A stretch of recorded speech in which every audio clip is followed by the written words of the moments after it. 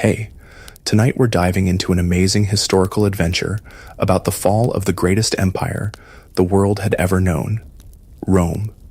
Imagine yourself drifting off to a time long ago when mighty armies marched across Europe and magnificent cities sparkled with marble buildings.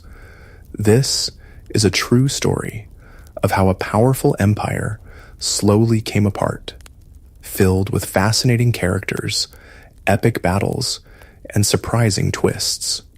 Perhaps you might like to dim the lights and get comfortable under your blankets as we travel back through time together. Congratulations, you've just woken up in the Roman Empire of the late 4th century. The good news is that you're in the most powerful civilization on Earth, controlling lands from Britain to Egypt, from Spain to Mesopotamia. Cities connected by amazing roads stretch across the landscape, with aqueducts bringing fresh water and grand buildings showing off Rome's wealth and power. The bad news? Well, things are about to get quite complicated. It's the year 376 AD, and you find yourself standing alongside the mighty Danube River, the northern border of the Roman Empire. The air is crisp with autumn chill, and you can see your breath forming little clouds as you watch an extraordinary sight unfolding before you. Thousands upon thousands of people, men, women, children, and elders, are gathered on the far bank of the river, desperately calling out to the Roman soldiers on your side. Who are they? You ask a Roman guard standing next to you. Goths, he says simply, his eyes narrowed with suspicion. Barbarians from beyond our borders. They're begging Emperor Valens to let them cross and settle within the empire. You observe these so-called barbarians more carefully. They don't look particularly fearsome at the moment. In fact, they look frightened. Many are carrying what few possessions they could bring, and children cling to their parents. Their clothes are simpler than Roman fashions, but they're not the wild monsters Roman stories often describe. But why do they want to enter the empire? You wonder aloud. The guard gives you a curious look. Haven't you heard? The Huns have arrived in their lands, terrifying horse warriors from the east. These Goths would rather throw themselves on Roman mercy than face the Huns. You watch as Roman officials meet with Gothic leaders at the river's edge. After some discussion, the Romans appear to reach a decision. The guard nods grimly. Emperor Valens has agreed to let them cross. The men will serve in our armies, and their families can settle here. More soldiers for Rome, and a buffer against the Huns. Clever, don't you think? But you notice, he doesn't sound convinced of his own words. Something in his expression suggests worry about what might come next. The next few months confirm his concerns. You travel to a settlement where the Goths have been placed and find conditions are terrible. Roman officials, the people who wear fancy togas and important-looking expressions, are supposed to be providing food and supplies to the newcomers. Instead, they're selling basic necessities at outrageous prices, forcing the Goths to sell their children into slavery just to avoid starvation.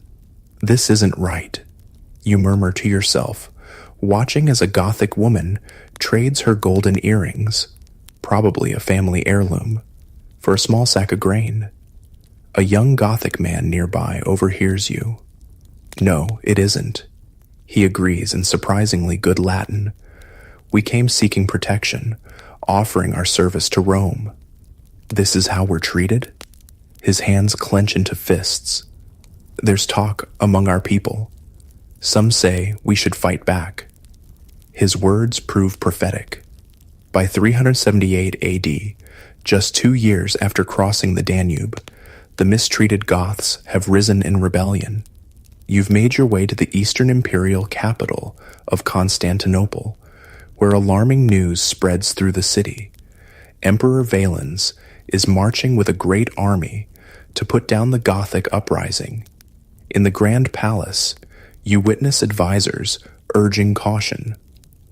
"Wait for your nephew Gratian to arrive with reinforcements from the west," counsels one general. "The Goths are more numerous than our scouts first reported."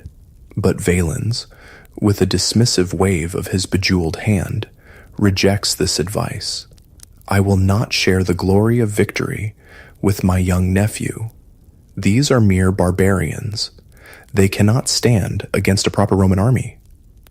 Pride comes before a fall, as the saying goes, and you soon hear devastating news from a place called Adrianople, or Hadrianople, one of those ancient cities with slightly different spellings depending on who you ask. On August 9th, 378 AD, Emperor Valens led his army against the Goths, confident of an easy victory. Instead, the Roman forces were overwhelmed. The emperor himself was killed, along with nearly 2/3 of his army. Thousands of trained soldiers lost in a single afternoon. "It's a disaster," people cry in the streets of Constantinople. "The worst defeat since Cannae during the wars with Hannibal, centuries ago." You understand why everyone is so shocked. The Romans were used to winning battles against so-called barbarians. This wasn't supposed to happen. It would be like seeing a champion boxer knocked out by someone who'd never stepped in a ring before. In the aftermath, you meet a young Roman officer who survived the battle, his arm in a sling, and his eyes haunted by what he witnessed. "We underestimated them," he tells you quietly. These weren't disorganized tribesmen.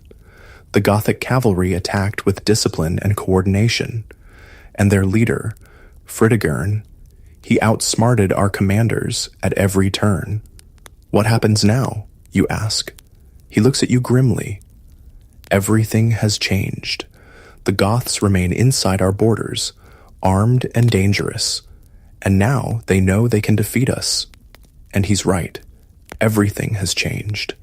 The new emperor, Theodosius I, eventually makes peace with the Goths in 382 AD, but on terms that would have been unthinkable before Adrianople. The Goths are allowed to settle inside Roman territory as a semi-autonomous group, with their own leaders and laws. It's the beginning of a new pattern. Barbarians living within the empire, but not fully part of it. Over the next few decades, you witness more groups crossing Roman borders, sometimes by force, sometimes by invitation. The empire still appears mighty from the outside, but you can see the subtle changes taking place. More and more, Rome relies on barbarian soldiers to defend its frontiers, even as those same frontiers become increasingly blurred. By the early 5th century, you find yourself in the western half of the empire, which is facing greater challenges than the east. The wealthy eastern provinces centered around Constantinople remain relatively secure, but the west is struggling. You're in Ravenna, a city protected by surrounding marshes, which has become the Western imperial capital instead of Rome itself. The change was made for defensive reasons, a troubling sign of the times. In Ravenna's palace, you observe a powerful Roman general named Stilicho, who is himself half Vandal by birth. Despite his background, he's deeply committed to Rome's defense, serving as guardian to the young emperor Honorius. The situation is deteriorating. Stilicho confides to his advisors when he thinks no one else is listening. "We've had to withdraw troops from Britain to defend Italy. The Rhine frontier is thinly guarded, and now I hear the Goths are on the move again, led by a new king named Alaric. This Alaric, you learn, had once served in the Roman military himself. Now he leads his people, the Visigoths, with ambition and cunning. He wants official recognition, land, and payment from the empire.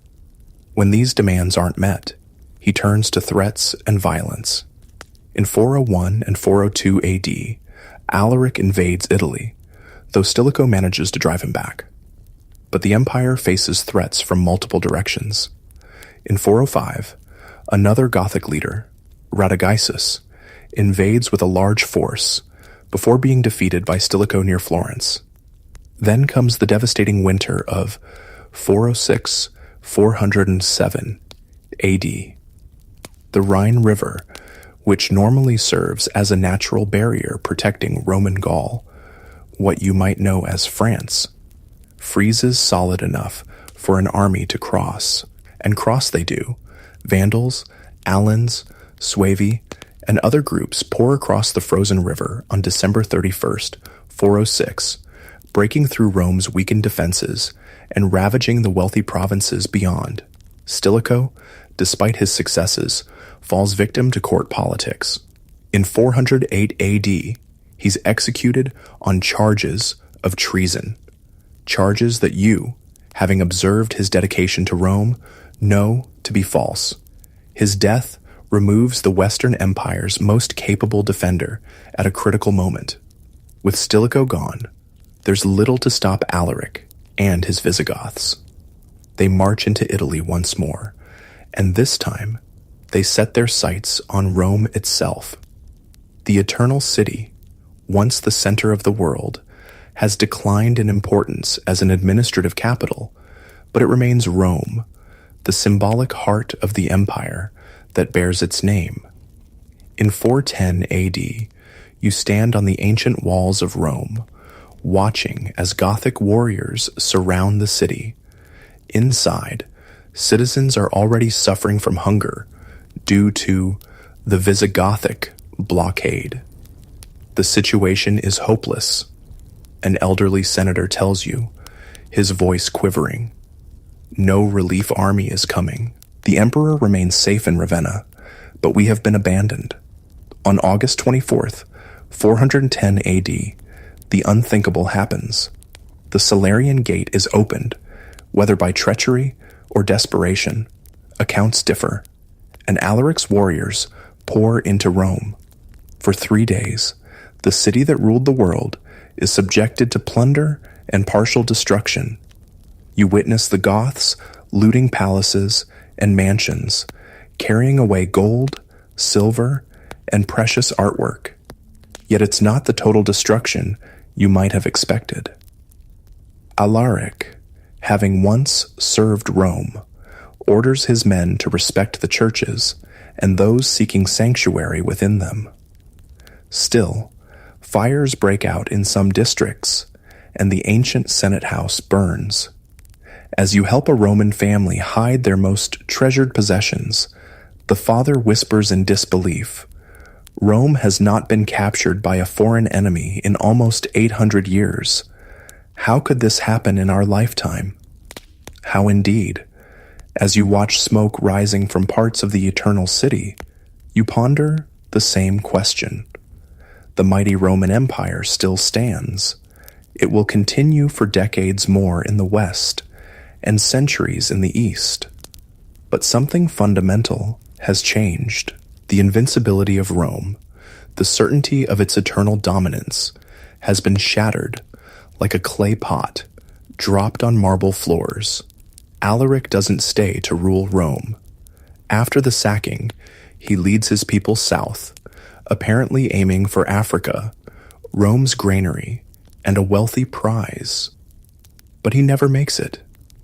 The great Gothic king dies of illness near Cosenza in southern Italy, and his followers bury him with great treasure in the bed of the temporarily diverted Busento River. Then they return the river to its course, keeping the exact location of the grave a secret forever.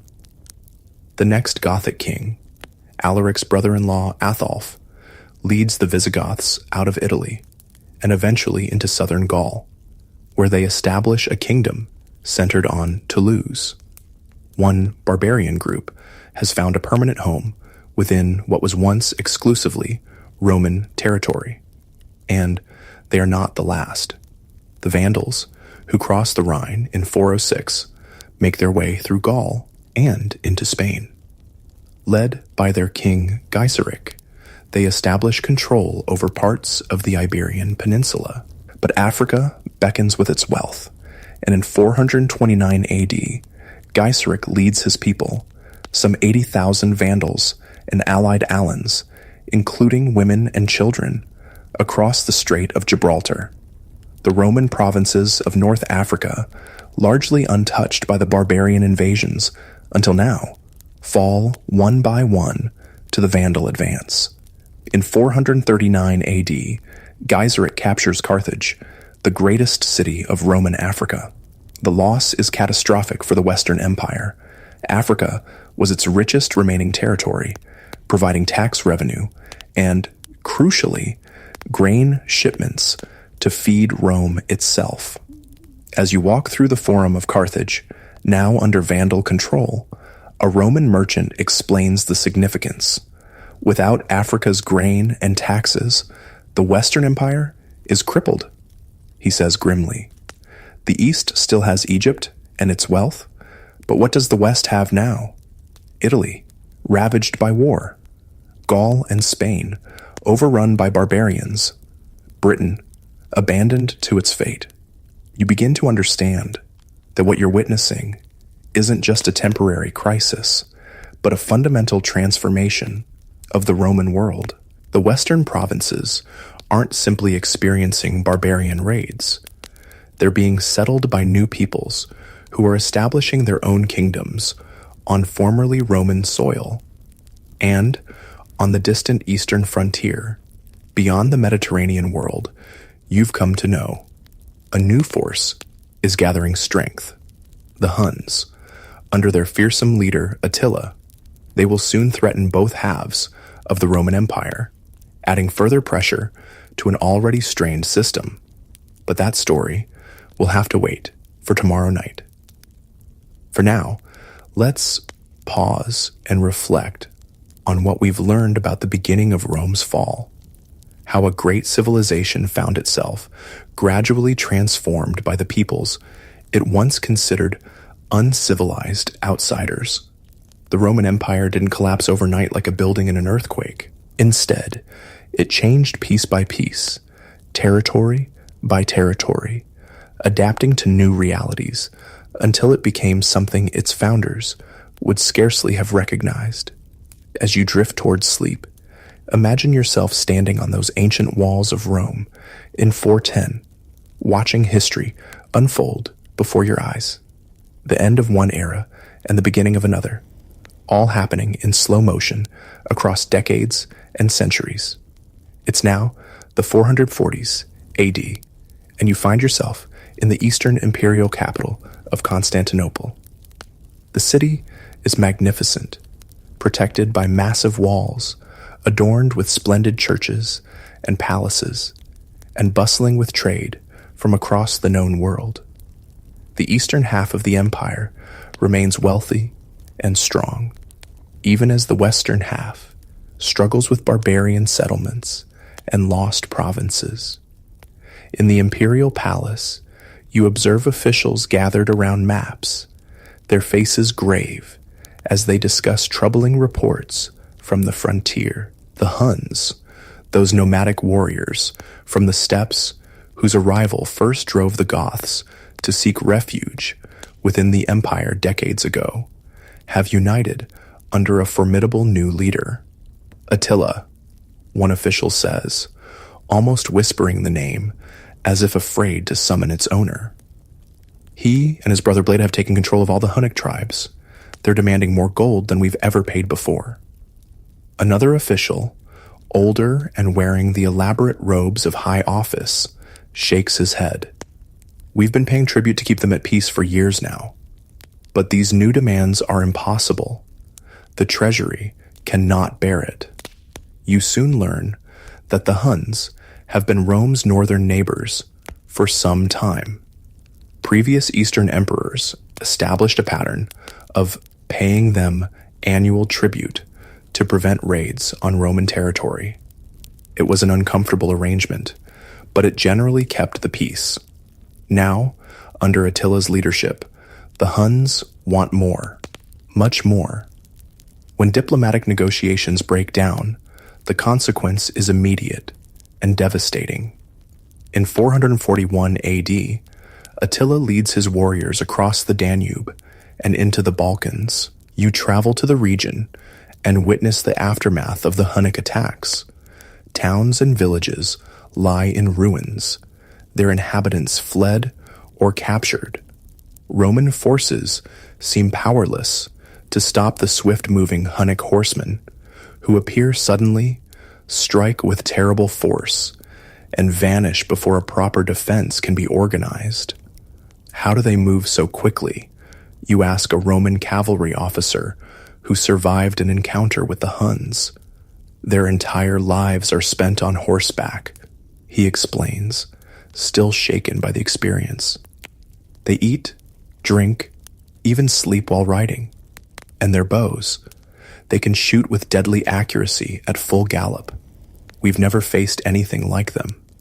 By 443, the Eastern Romans are forced to agree to Attila's demands, tripling the annual tribute to 2,100 pounds of gold and paying a massive sum for past arrears. It's a humiliating concession, but the alternative is continued devastation of the Balkan provinces.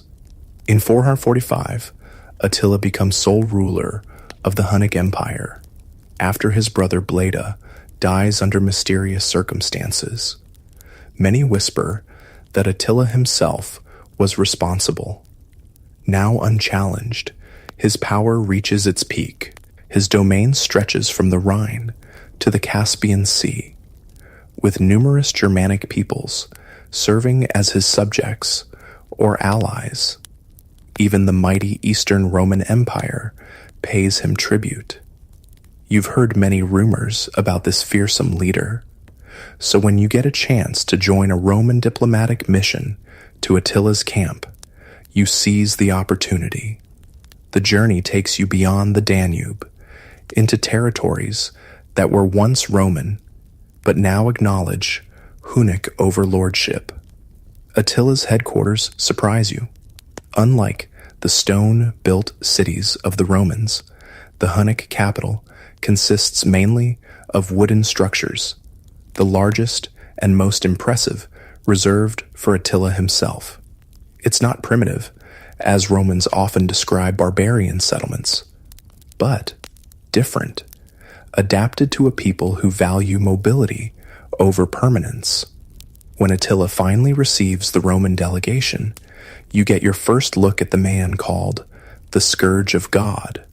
He's not the giant of legend. In fact, he's rather short and squat, with a broad chest and a large head.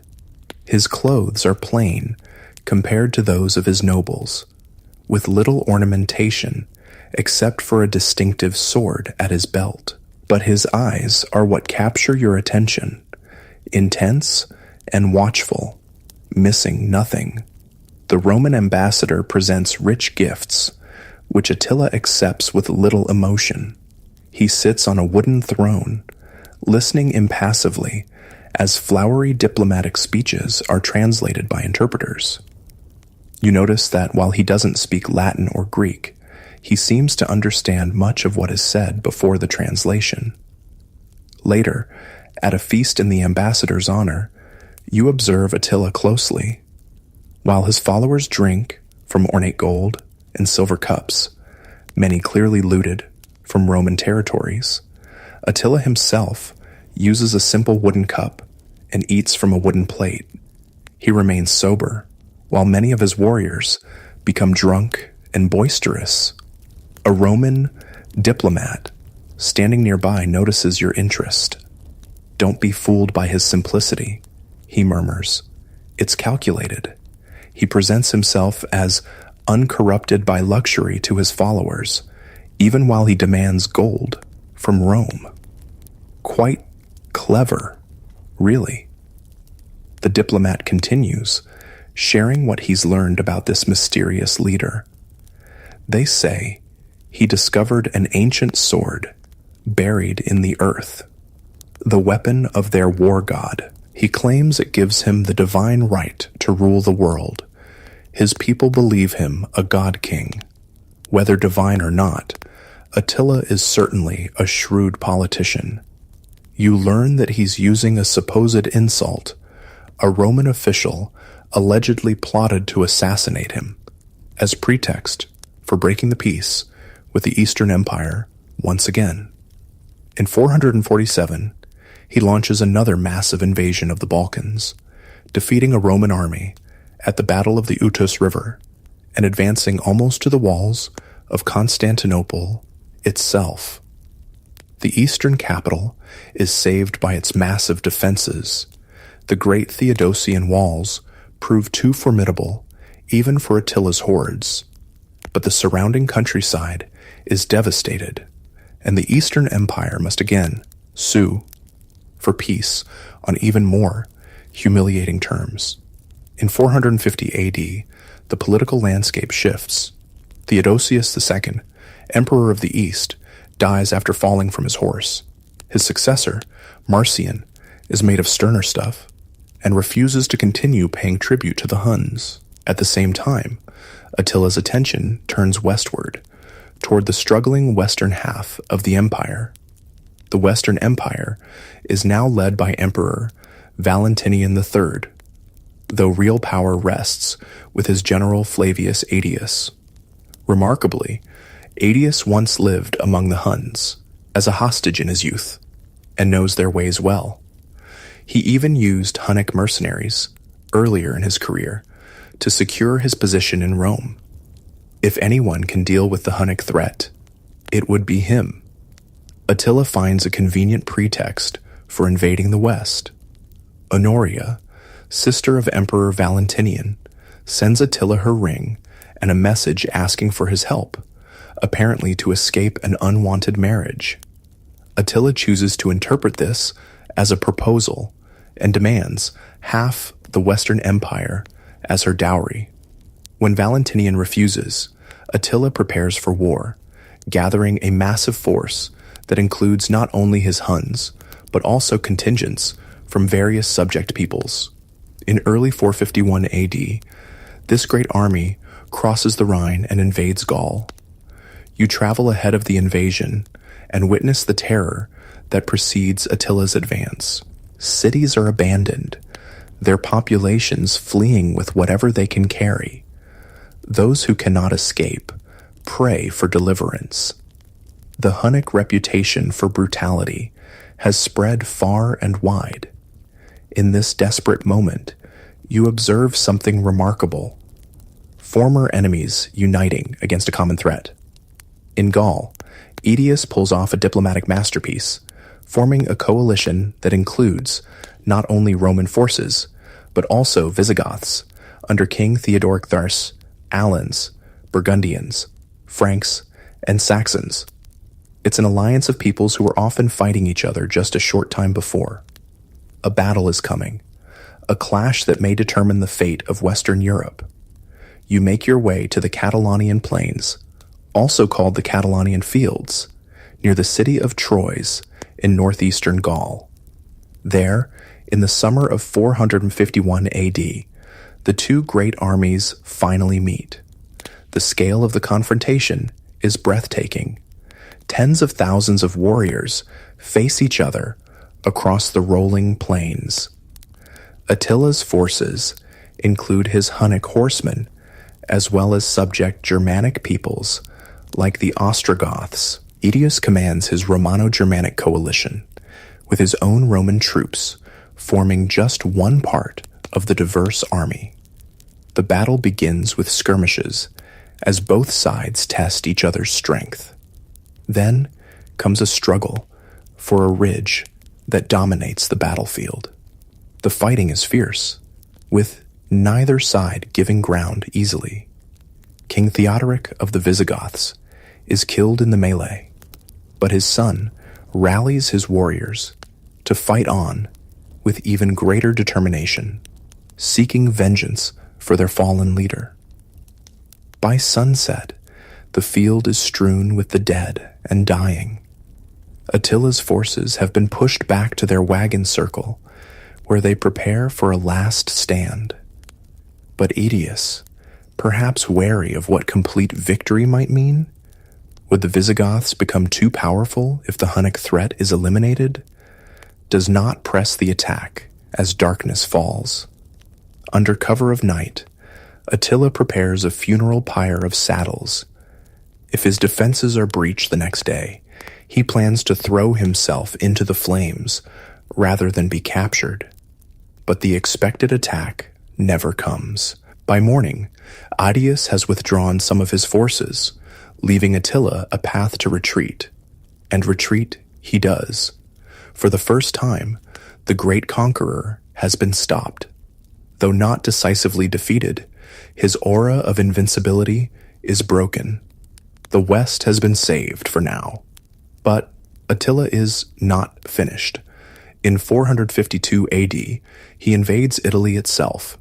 You follow the news of his advance with dread, knowing that the Western Empire has committed most of its military strength to the defense of Gaul. Italy lies relatively unprotected. City after city falls to the Hunnic advance. Milan is taken, and Attila sits on the imperial throne there in a calculated insult to Roman authority. As his forces approach Rome, panic spreads through the Eternal City. Will Rome suffer a fate worse than the Gothic sack of 410? In this moment of crisis, an unusual embassy leaves Rome to meet with Attila, led not by a general or imperial official, but by Pope Leo I. You join the papal entourage out of curiosity, wondering what a religious leader could possibly offer that might turn back the Hunnic king. The meeting takes place near Mantua, at the river Po. Pope Leo, dignified in his clerical robes, addresses Attila with calm authority. The content of their conversation isn't recorded for posterity, but the result is clear. After the meeting, Attila orders his army to withdraw from Italy.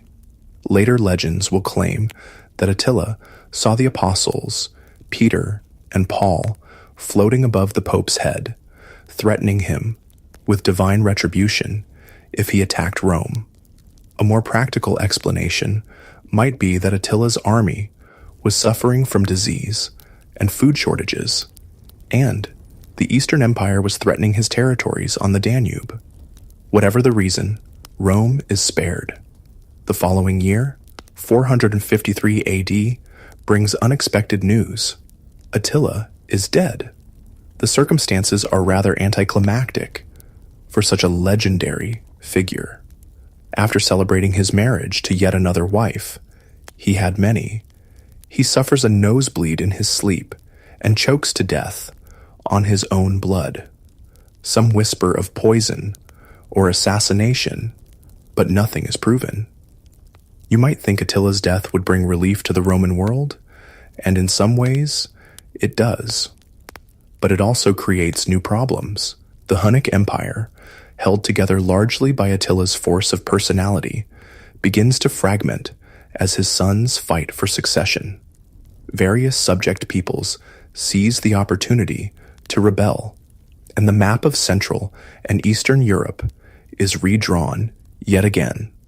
For the Western Roman Empire, the consequence is paradoxical. While the Hunnic threat recedes, the empire loses a force that had, in some ways, created stability through fear. Germanic peoples, who had been kept in check by Hunnic power, are now free to pursue their own ambitions, often at Rome's expense. As the dust settles following Attila's death, you find yourself in Ravenna, observing a tense meeting between Emperor Valentinian III and his general Aetius, the man who had saved the empire from the Huns. Despite Aetius's service, Valentinian has grown resentful of his general's power and influence.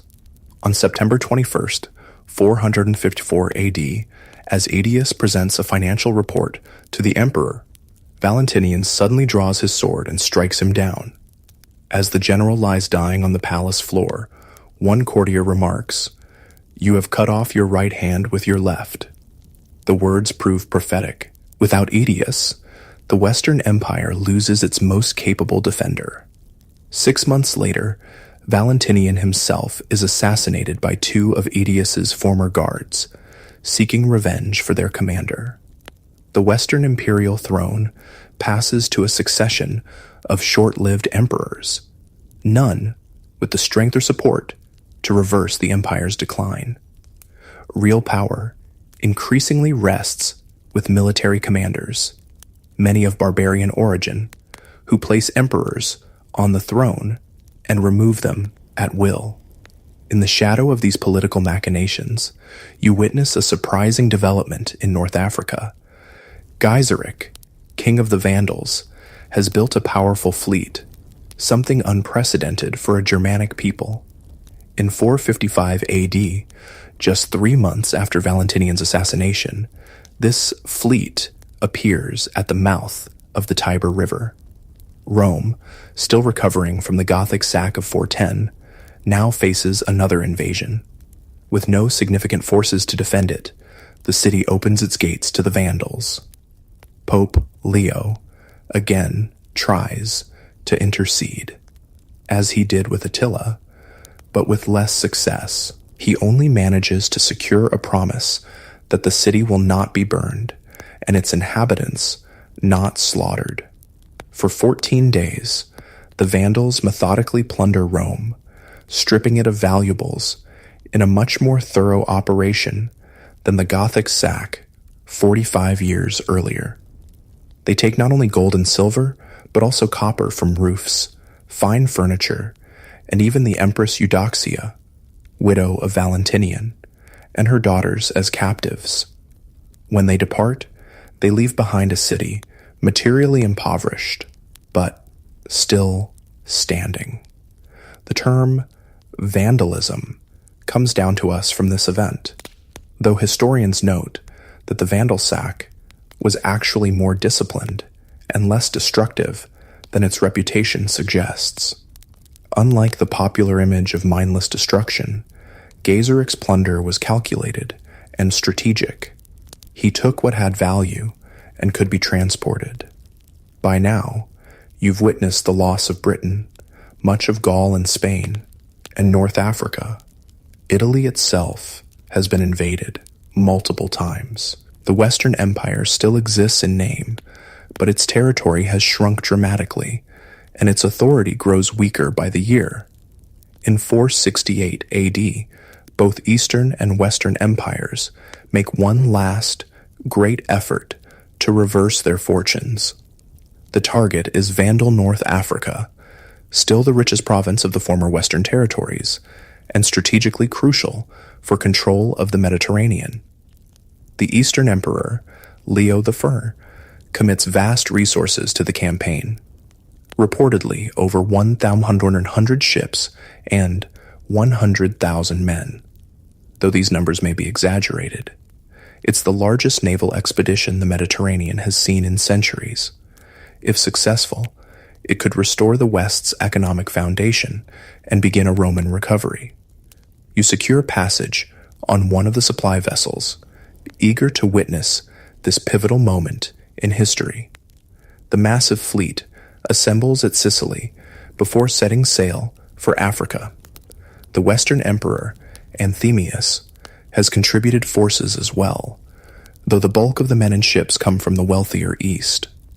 Hope runs high among the Roman troops and sailors. Many believe this will be the campaign that turns the tide, that begins the restoration of Roman glory.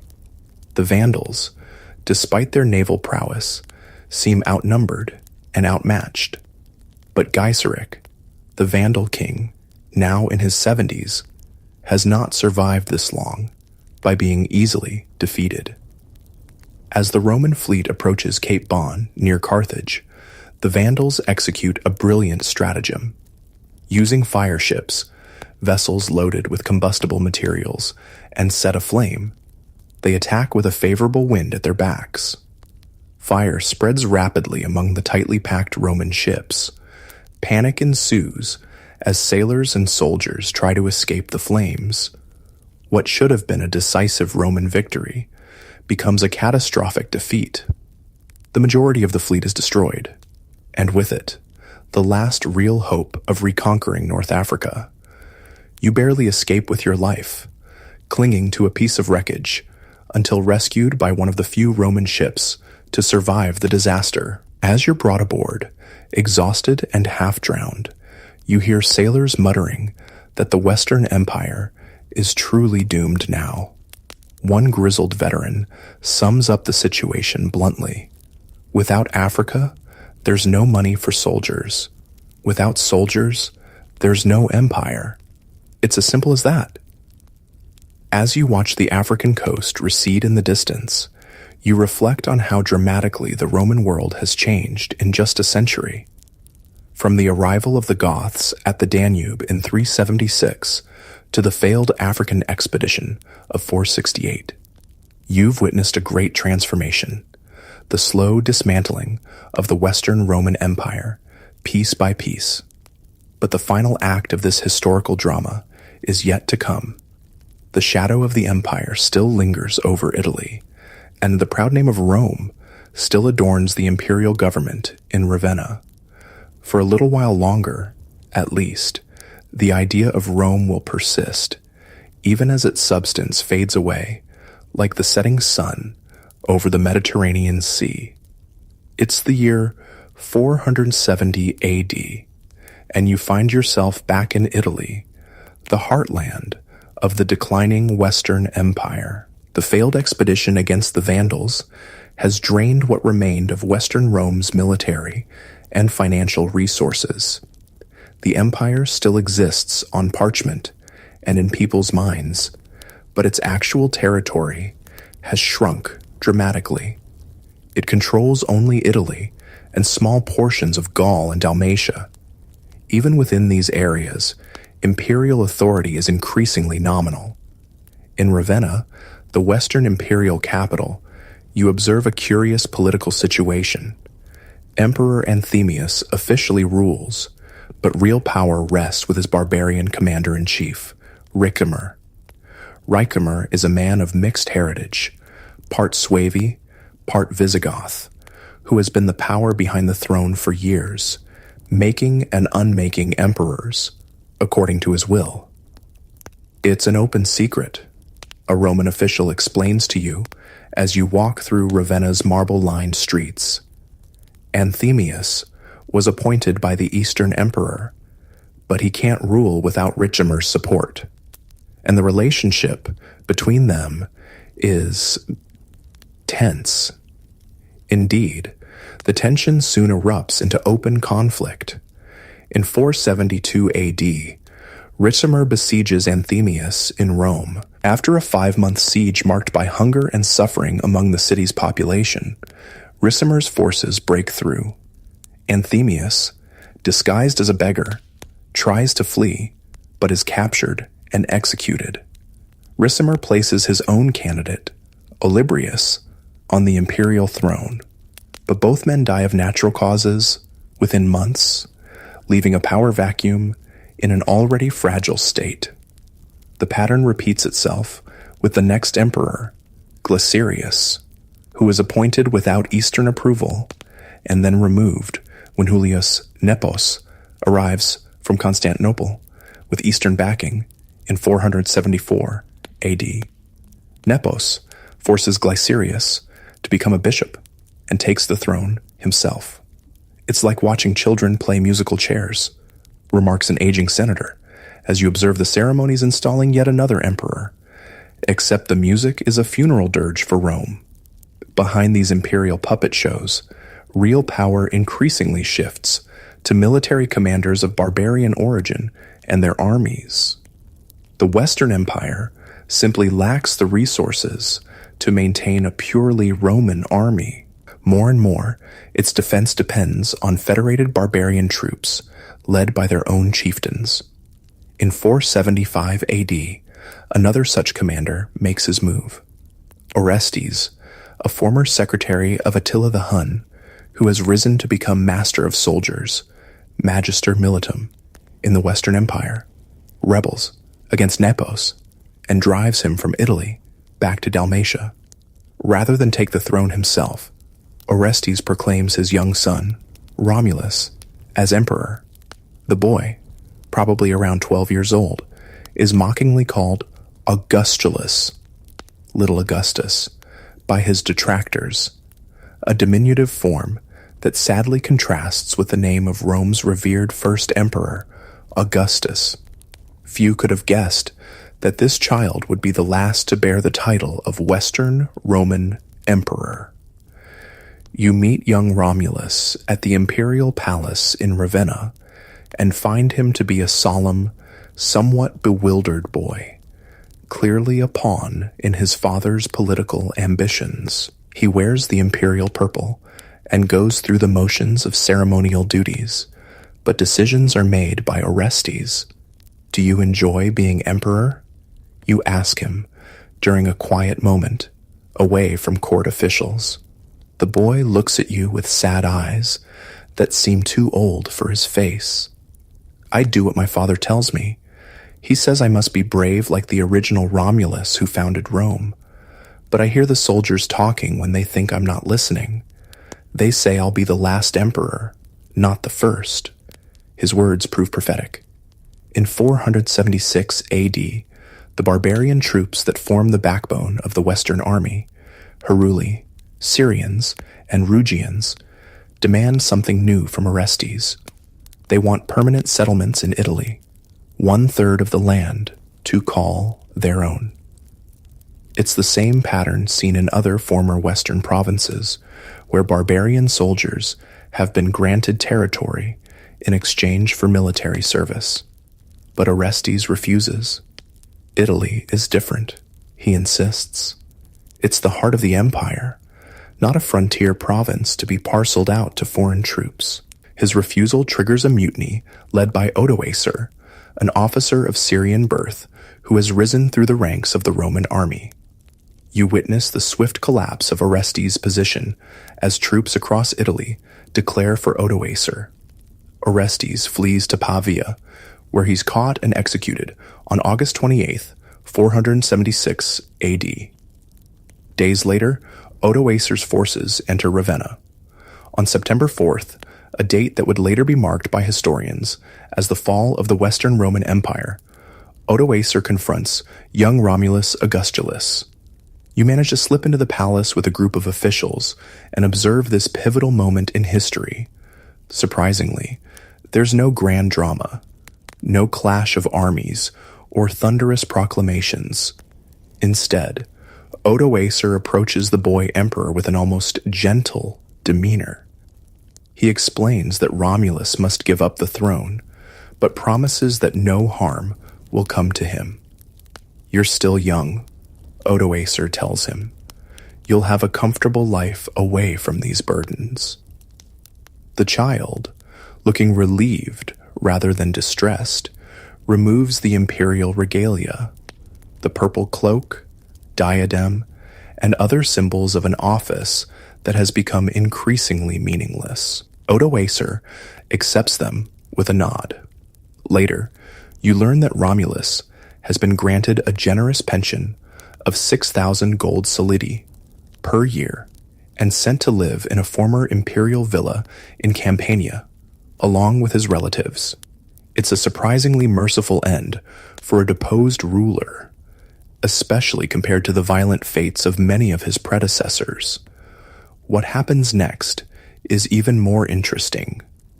Instead of proclaiming himself emperor, Odoacer takes a different path.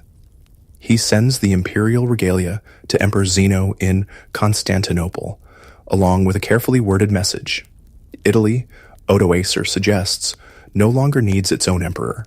He, Odoacer, will rule Italy as king, Rex, while recognizing Zeno as sole emperor of a theoretically reunited Roman Empire. It's a shrewd political maneuver.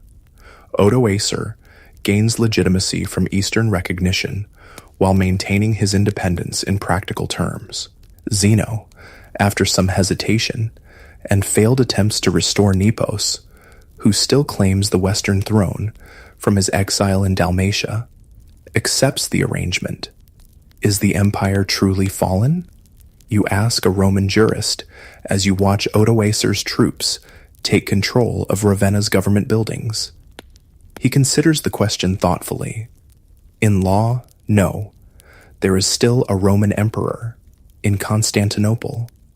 Odoacer rules in his name, but in truth, he gestures at the barbarian soldiers now guarding the former imperial palace. Look around you. Rome has become something else, something new. Whether we call it fallen or transformed depends on one's perspective. Indeed, for many ordinary people in Italy, life continues without dramatic change. Odoacer maintains much of the existing Roman administrative structure. The Senate still meets in Rome. Roman laws still apply. Catholic Christianity remains the dominant religion, though Odoacer himself is an Arian Christian, like many Germanic peoples. You travel through Italy in the early years of Odoacer's reign, and find that the transition has been surprisingly smooth in many areas. In the countryside, large estates, latifundia, still operate as they have for centuries, though some lands have been distributed to Odoacer's followers.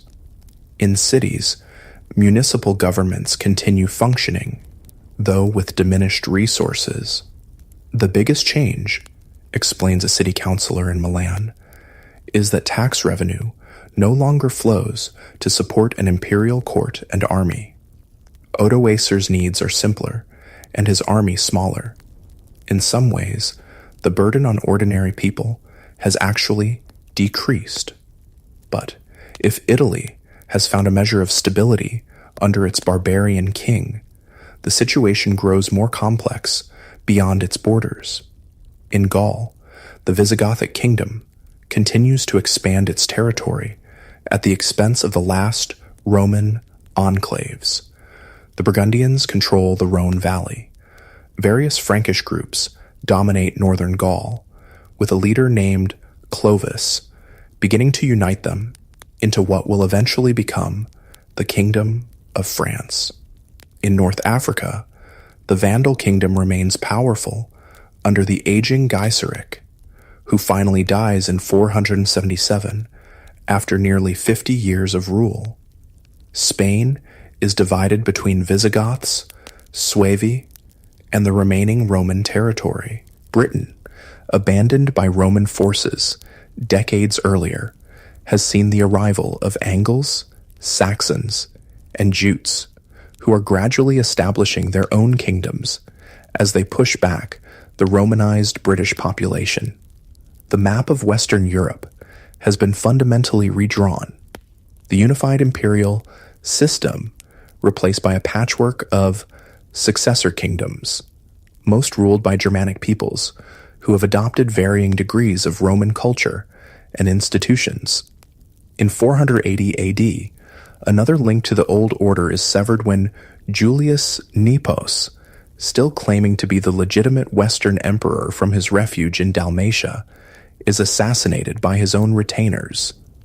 Odoacer uses the opportunity to annex Dalmatia to his kingdom, further expanding his realm. For the next dozen years, Odoacer rules Italy effectively, defending its borders and even conducting successful campaigns against the Rugians to the north. But in Constantinople, a new threat to his position is emerging. The Eastern Emperor Zeno has never been fully comfortable with Odoacer's independent power in Italy. When problems arise with another Germanic group, the Ostrogoths, Zeno sees an opportunity to kill two birds with one stone. The Ostrogoths, cousins to the Visigoths, who had sacked Rome in 410, have been settled in the Balkans as Roman Federati, allies. Their leader, Theodoric, was raised as a hostage in Constantinople and has absorbed much of Roman culture and military training. But relations between the Ostrogoths and the Eastern Empire have deteriorated, with Theodoric's people ravaging imperial territories. In 488 AD, Zeno makes Theodoric an offer. If he will lead his people to Italy and overthrow Odoacer, he can rule the peninsula as the emperor's representative. It's a convenient solution for Zeno. Either Theodoric defeats Odoacer, replacing one barbarian king with another who might be more loyal to Constantinople, or the two barbarian forces weaken each other, allowing for potential imperial reassertion later. Theodoric accepts the offer. In the autumn of 488, the entire Ostrogothic nation, warriors, women, children, and the elderly, with all their possessions loaded on wagons, begins the journey from the Balkans to Italy. It's another migration, similar to the Gothic crossing of the Danube over a century earlier, but this time with imperial blessing. You join a Roman diplomatic mission sent to meet Theodoric as his people cross the Julian Alps into northeastern Italy. The Ostrogothic king impresses you with his dignity and cultivation. He speaks fluent Greek and Latin, dresses in a style that blends Roman and Gothic elements, and carries himself with the confidence of a man educated in imperial courts. Tell your master Odoacer that I come by the emperor's command. Theodoric tells your party's leader. Italy should have but one ruler, and the emperor has chosen me. If Odoacer submits, he may yet find mercy. But Odoacer has no intention of surrendering the kingdom he has built. In August 489, he meets Theodoric's forces at the Isonzo River near Aquileia. Despite a valiant effort, Odoacer's army is defeated and forced to retreat. A second battle at Verona ends similarly, with Theodoric victorious. Odoacer falls back to Ravenna, that same swamp-protected city that has sheltered Western emperors during previous invasions. With its strong defenses and access to the sea for supplies, Ravenna can potentially withstand a siege for years. And indeed, that's what unfolds. After some initial maneuvers and skirmishes, including a surprise counterattack by Odoacer that temporarily drives Theodoric back, the conflict settles into a prolonged siege of Ravenna beginning in 490. The stalemate continues for almost 3 years. By early 493, both sides are exhausted. The war has devastated much of northern Italy, and neither ruler can claim a decisive advantage. Finally, with the mediation of the Bishop of Ravenna, Odoacer and Theodoric agree to a compromise. They will rule Italy jointly, sharing power in a form of co-regency. On March 5, 493, Theodoric enters Ravenna peacefully to formalize this agreement. A great feast is prepared to celebrate the new arrangement. You manage to secure an invitation, curious to witness this historic reconciliation. The banquet hall is filled with the elites of both factions, Ostrogothic nobles and Odoacer's followers, along with Roman officials who have worked with both regimes. Theodoric and Odoacer recline at the head table, sharing wine and seemingly cordial conversation. The atmosphere is tense but hopeful. Then, suddenly, Theodoric rises and approaches Odoacer. In a swift, shocking movement, he draws his sword and strikes down his co-ruler. Odoacer's men, having been separated from their weapons before entering the banquet, are quickly overwhelmed. The planned co-regency was a ruse. Theodoric had intended all along to eliminate his rival and rule alone. So perishes every enemy of the Gothic people, Theodoric announces to the stunned assembly. Rome has a new master now. In the days that follow, Odoacer's remaining supporters and family members are hunted down and killed. The brief experiment in power sharing ends in blood, establishing a pattern that will repeat throughout the early medieval period as competing rulers vie for dominance. With Odoacer gone, Theodoric becomes the undisputed ruler of Italy. Though officially governing as the Eastern Emperor's representative, he effectively creates an independent Ostrogothic kingdom with its capital at Ravenna. Theodoric's reign, which will last for 33 years until his death in 526, marks a significant chapter in post-Roman Italy. Unlike some other barbarian rulers, he works diligently to preserve Roman institutions and culture while maintaining his position as a Gothic king. It's a delicate balancing act, being Roman enough to satisfy the native population while remaining Gothic enough to command the loyalty of his warriors. You spend several years observing Theodoric's Italy and find much to admire in his governance. He maintains the Roman Senate and administrative system, employing educated Romans like Cassiodorus and Boethius in high government positions. Roman law continues to apply to the Roman population, while Gothic customary law governs Theodoric's own people. He undertakes building projects, repairs infrastructure, and ensures food supplies for major cities. The purpose of Gothic strength is to protect Roman civilization, Theodoric declares in one public address you attend. It's a statement that captures his vision, using Gothic military power to preserve what he values in Roman culture and institutions. Yet, challenges remain. Like Odoacer and many Gothic leaders, Theodoric is an Arian Christian, while the Roman population follows the Nicene, Catholic Christianity, officially endorsed by both Eastern and Western empires since the Council of Nicaea in 325. This religious difference creates a persistent barrier between the Gothic rulers and their Roman subjects.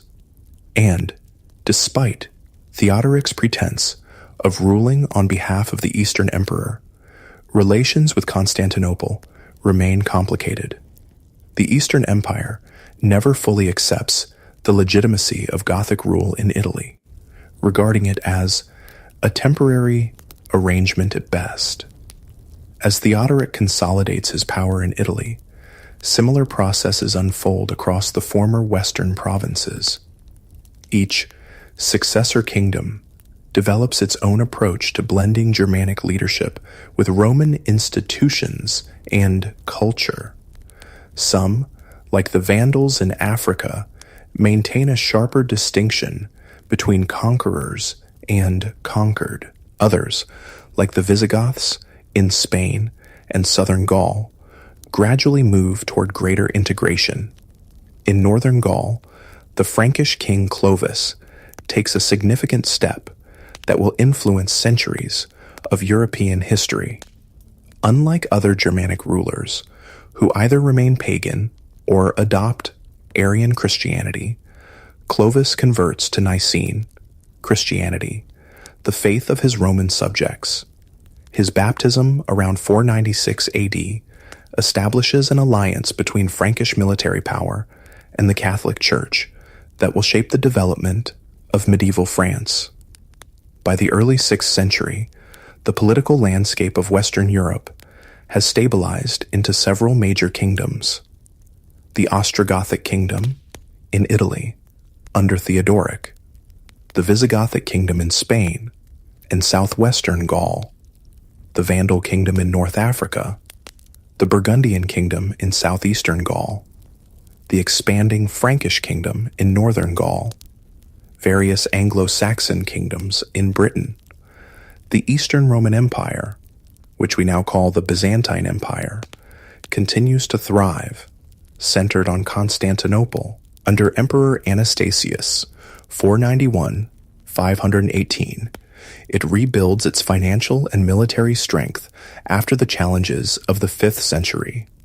The East has survived where the West collapsed, in part because its wealthier provinces remained intact, its capital was more defensible, and it faced less continuous pressure from barbarian migrations. As you travel through this transformed Europe in the early 6th century, you find that while the Western Roman Empire has vanished as a political entity, its legacy remains powerful. Latin continues as the language of administration, law, and religion across most of the former Western provinces. Roman roads still connect cities. Roman architectural styles influence new construction, though on a less grandiose scale. Christianity, Rome's final state religion, continues to spread and gain influence. In many ways, the successor kingdoms present themselves as continuations or restorations of Roman authority rather than its replacement. Their kings issue coins with Roman-style imagery, adopt Roman titles, and patronize scholars who preserve and transmit Roman literary culture. The most visible change is the fragmentation of political authority. The unified administration that once governed from Britain to Egypt has been replaced by multiple competing powers, each controlling a portion of the former empire. Borders are more fluid, travel less secure, trade more limited. For ordinary people, the transition brings mixed changes. In some regions, tax burdens decrease as the elaborate imperial bureaucracy disappears. In others, new forms of exploitation emerge under the new rulers. Urban life declines as cities shrink in size and lose some of their economic and cultural functions. The great public buildings of the Roman era, baths, theaters, arenas, fall into disuse or are repurposed. Yet there's also continuity. Most people continue to farm the same lands, worship in the same churches, and live according to many of the same customary practices as before. The collapse of imperial authority is less a single catastrophic event than a series of adaptations to changing circumstances.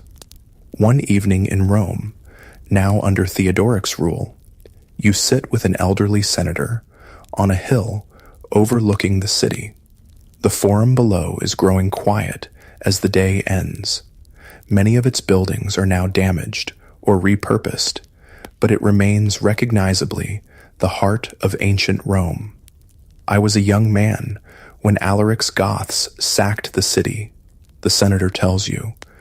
I thought it was the end of the world. Then came the Vandals, Attila's threat, emperors rising and falling like autumn leaves. Now we have a Gothic king who speaks Latin, builds churches, and calls himself a Patricius Romanus. The world didn't end. It just became something different. He gestures toward the setting sun, which casts long shadows across the ancient monuments. Rome didn't fall in a day, you know. It transformed, gradually, over generations. And it hasn't truly vanished even now. Look around you. Its laws, its language, its faith continue. The empire may be gone, but Rome lives on. As darkness falls over the eternal city, you reflect on the senator's words. The story of Rome's fall is not simply one of destruction, but of transformation and continuity. The Roman Empire in the West has ceased to exist as a political reality. But the Roman world, its ideas, institutions, and cultural norms, continues to shape the emerging medieval civilization that will follow. The power of Rome extended far beyond its legions and bureaucracy. Even as barbarian kings replace emperors, they find themselves ruling in recognizably Roman ways, adapting rather than abolishing the systems they've inherited. And in Constantinople, the eastern half of the empire continues, preserving much of Roman tradition while evolving to meet new challenges. This complex process of change and continuity will continue for centuries to come.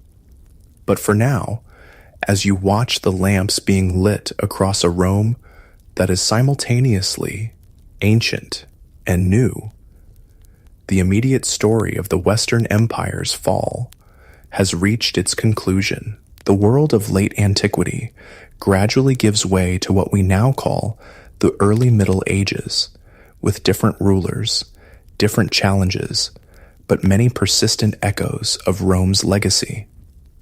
Let's transport ourselves to Constantinople in the early 6th century. Unlike Rome, which had been sacked multiple times and lost much of its former glory, Constantinople remains a magnificent imperial capital, protected by massive walls and the natural barrier of the Bosphorus Strait.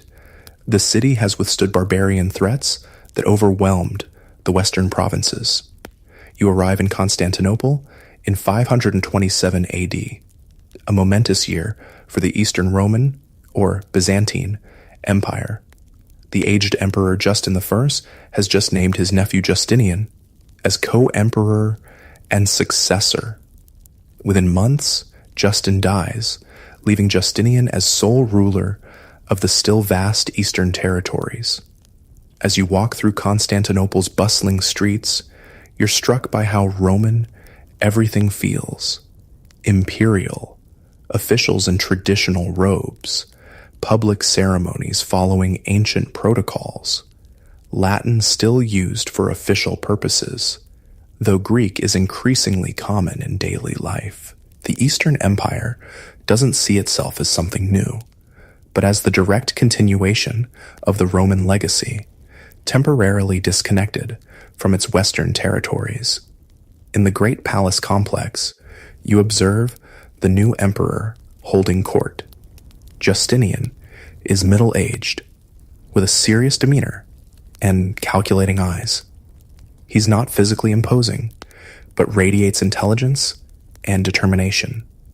At his side stands his remarkable wife, Empress Theodora, a woman of humble origins, who has risen to become perhaps the most powerful woman in the empire's history. Make no mistake, an imperial secretary tells you as you watch the proceedings. The empress is no mere consort. She has the emperor's ear and her own network of influence. Some say she's even stronger-willed than Justinian himself. You soon learn that Justinian has ambitious plans.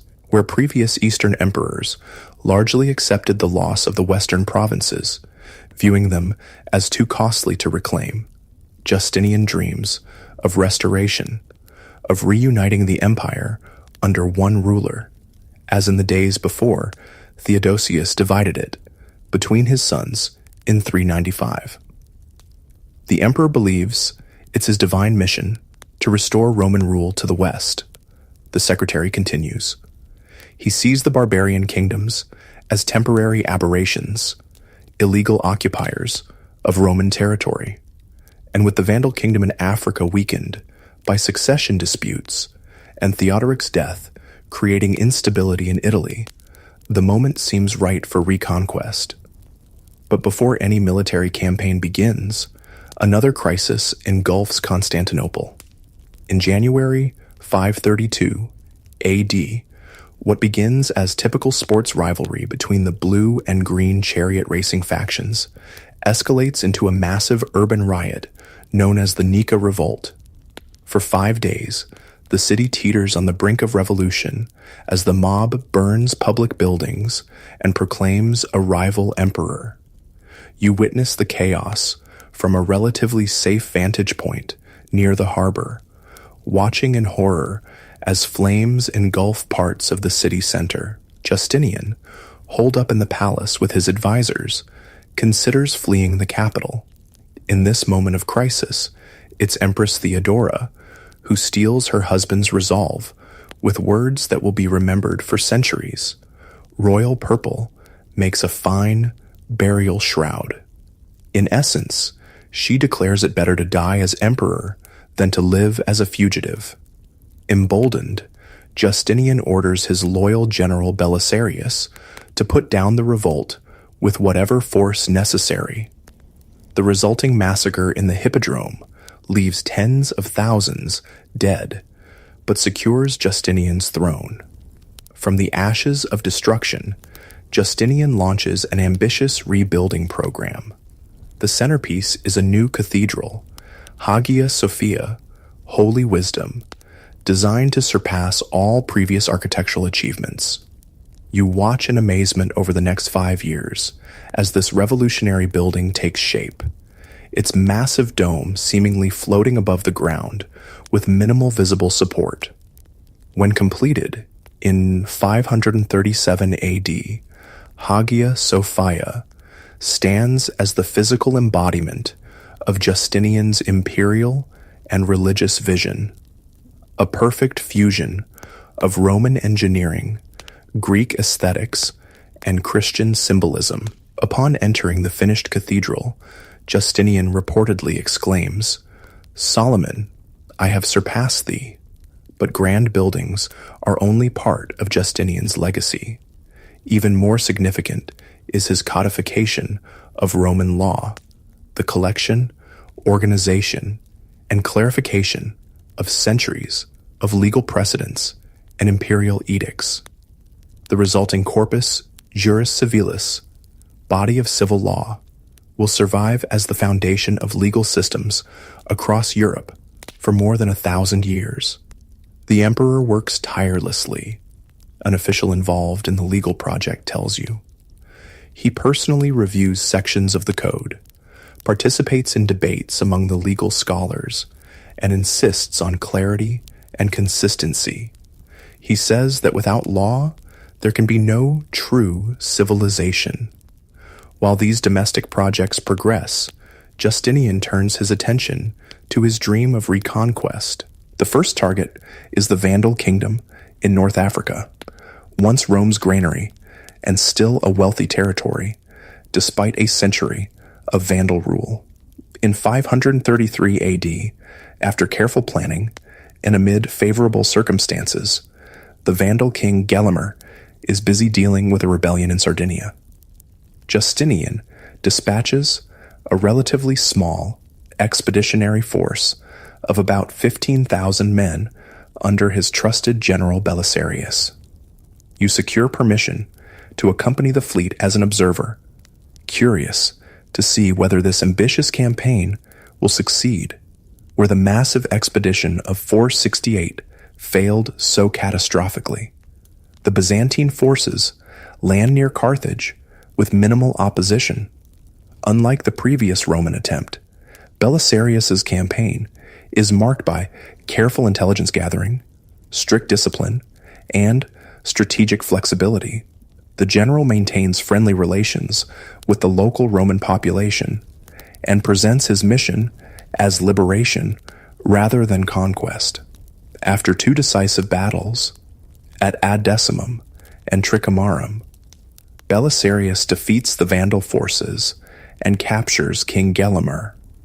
By March 534, the entire Vandal kingdom has been incorporated into the empire. The conquest that seemed impossible for generations has been accomplished in less than a year. You witness Belisarius's triumph when he returns to Constantinople with the captured Vandal king and the treasures of Carthage, including, most symbolically, the sacred vessels of Jerusalem's temple, which had been taken by the Romans in 70 AD, brought to Rome, then seized by the Vandals during their sack of the city in 455. Now these holy relics return to imperial possession, seemingly confirming divine favor for Justinian's restoration project. Encouraged by this success, Justinian turns his attention to Italy, where conditions again seem favorable. Theodoric the Great died in 526, and his kingdom has been weakened by succession disputes. His grandson Athalaric succeeded him, but died young, leaving his mother Amalasuntha as regent. When she was murdered in 535 at the instigation of her cousin Theodahad, Justinian had a perfect pretext for intervention. Once again, Belisarius leads a relatively small force, landing in Sicily in 535 and quickly securing the island. He then moves to mainland Italy, capturing Naples and Rome with surprising ease.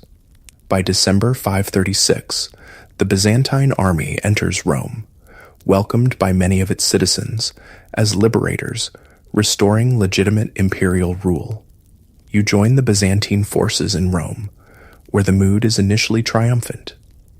But unlike the swift Vandal campaign, the Gothic War becomes a protracted, devastating conflict.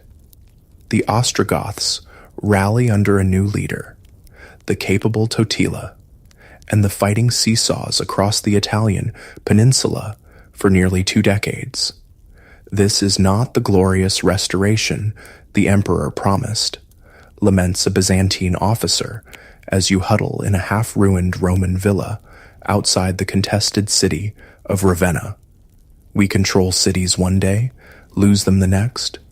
The countryside is devastated. The population starves. And for what? To change one master for another? Indeed, the prolonged conflict inflicts terrible damage on Italy. Rome itself changes hands multiple times and is at one point almost entirely depopulated.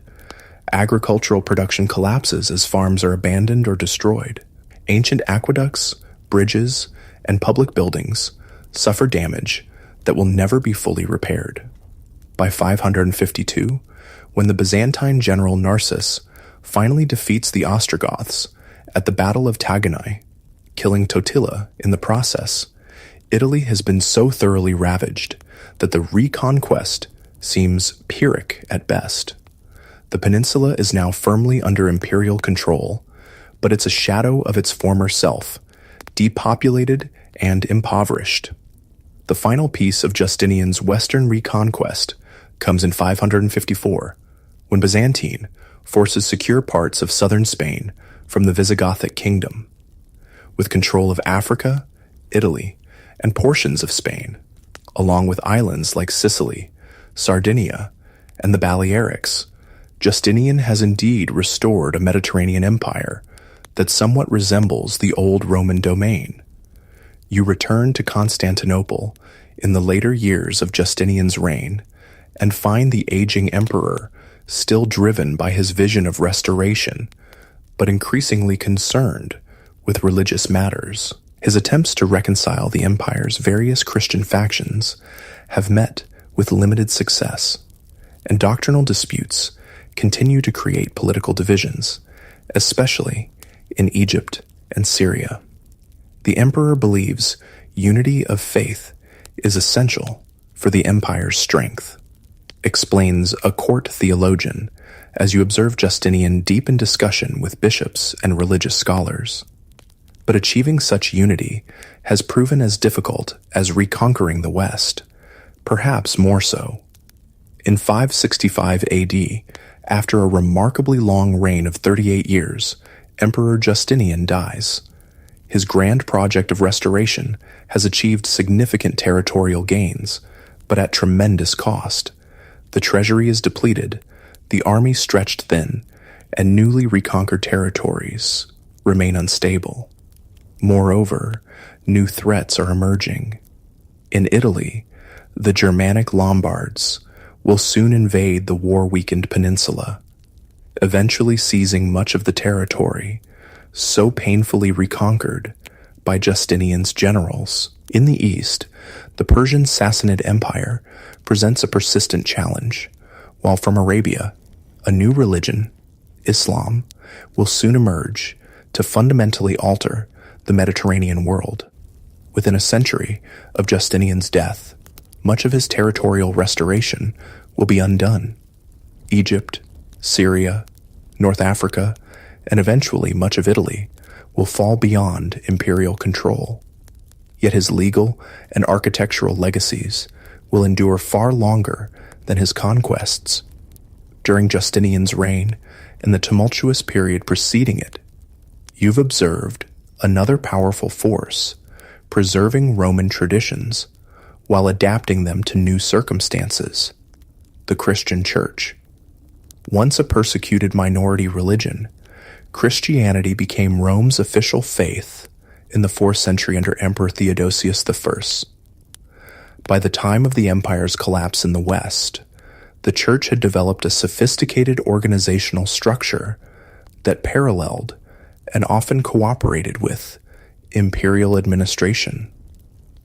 As Roman political authority fragmented in the 5th century, bishops often stepped into the vacuum, assuming responsibilities for governance, justice, and public welfare in their cities. The Church preserved Latin literacy, maintained international connections through its hierarchical network, and provided institutional continuity amid political chaos. You witness this process most clearly in Rome itself, where the bishop, now increasingly referred to as the Pope, Papa, or Father, emerges as the city's most influential figure after imperial authority recedes. Pope Leo I, who helped persuade Attila to spare Rome in 452, and Pope Gregory I, 590-604, who strengthens papal administration and missionary activity, exemplify this new leadership. In the successor kingdoms, the relationship between barbarian rulers and the Catholic Church varies. The Franks under Clovis embrace Nicene Christianity, aligning themselves with their Roman subjects and the papacy. The Visigoths and Ostrogoths, as Arians, maintain a certain distance from the Catholic hierarchy, though Theodoric famously practices religious tolerance in Italy. The Vandals in North Africa take a harder line, persecuting Catholics and exiling bishops who resist Arian dominance. Such persecution ends only with Belisarius's reconquest and the restoration of imperial and Catholic authority. Throughout these changes, monasticism emerges as a vital movement, preserving Roman cultural achievements. You visit Monte Cassino, where Benedict of Nursia establishes his monastery around 529, creating a rule for monastic life that balances prayer, manual labor, and intellectual pursuits. In these monastic communities, ancient texts are preserved and copied, classical learning maintained, and a new synthesis of Roman and Christian culture developed. Without the monks, much of ancient wisdom would have perished, a scholarly abbot tells you, as he shows you the monastery's growing library of carefully copied manuscripts. Here we preserve Virgil and Cicero alongside Scripture and the Church Fathers. All knowledge is worthy if it leads to greater understanding of God's creation. This preservation of classical learning takes different forms across the former empire. In Italy and Gaul, monasteries become centers of Latin literary culture. In the Byzantine East, with its stronger urban tradition, education remains more secularized, with schools in Constantinople continuing to teach classical Greek texts alongside Christian ones. The role of Christianity in preserving Roman civilization is complex. While the Church maintains many Roman institutional practices and intellectual traditions, it also transforms them according to Christian priorities. Classical temples become churches. Pagan festivals are repurposed as Christian holy days. Roman administrative districts become ecclesiastical dioceses. By the late 6th century, as you conclude your journey through this transformative period, the Mediterranean world has changed profoundly from the unified Roman Empire of centuries past. Political fragmentation is the new reality, with the Byzantine Empire controlling the eastern Mediterranean and a patchwork of Germanic kingdoms dominating the West. Latin remains the language of law, administration, and religion in the West, while Greek predominates in the East. Christianity provides cultural continuity across political boundaries. though theological divisions between East and West are already becoming apparent. Trade has diminished, but continues along established routes. Urban life has contracted, but survives, especially in the Eastern Mediterranean. Most significantly, the idea of the Roman Empire as the universal political order has been replaced by more complex arrangements of power and authority. The Byzantine emperors still claim universal sovereignty, but control only part of the old imperial territory. The Germanic kings rule as independent monarchs, but often acknowledge a theoretical imperial preeminence. The Church, particularly the papacy, increasingly asserts a spiritual authority that transcends secular boundaries. In this new world, different regions follow divergent paths. The Byzantine East maintains more direct continuity with Roman imperial traditions, preserving a sophisticated, urban civilization with centralized administration and substantial commercial activity. North Africa, once reconquered by Justinian, will soon face the dramatically new influence of Arab Islamic conquest. Italy, devastated by the Gothic War and subsequently invaded by the Lombards, experiences greater disruption, but preserves significant elements of Roman culture, especially in the Church. Gaul, under Frankish rule, develops a hybrid civilization combining Roman institutional elements with Germanic political practices. Spain's Visigothic kingdom achieves a notable synthesis of Roman and Germanic traditions before facing Islamic conquest in the early 8th century. Britain, abandoned by Roman forces in the early 5th century and gradually settled by Anglo-Saxons, retains fewer direct Roman influences, though Christianity will eventually reconnect it to the broader post-Roman world. Your journey through the fall of Rome and its aftermath has shown you that this was not simply a story of decline and catastrophe, but rather one of transformation, adaptation, and continuity amid change. The world that emerged from the collapse of Roman political authority in the West was not a dark age of ignorance and barbarism, as later writers would sometimes portray it, but rather a complex reorganization of society that preserved much while innovating in response to new conditions. As you visit Rome one last time, now a Byzantine outpost, much diminished from its imperial glory, but still revered as an apostolic see and repository of ancient monuments, you reflect on the lessons of this historical transition. The Colosseum, once a venue for gladiatorial combat, now stands silent. The Forum, formerly the heart of global governance, is gradually being transformed by natural processes and human repurposing. The Pantheon, a temple to all the gods, has become a Christian church. Yet looking beyond these physical changes, you recognize that Rome's most enduring legacy lies not in buildings or boundaries, but in ideas and institutions. Roman law, as codified by Justinian, will influence legal systems for millennia. Roman administrative practices, adapted by the Church and the successor kingdoms, provide frameworks for governance across Europe. Roman architectural and engineering techniques continue to shape the built environment.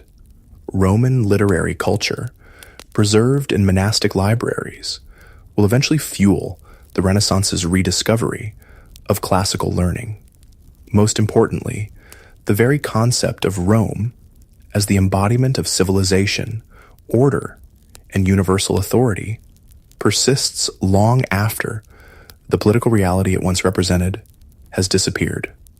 For centuries to come, rulers as diverse as Charlemagne, Otto the Great, and the Byzantine emperors will claim the mantle of Rome, seeking legitimacy in its ancient prestige. In the early medieval imagination, Rome never truly falls. It transforms, sleeps, or transfers its authority to new hands.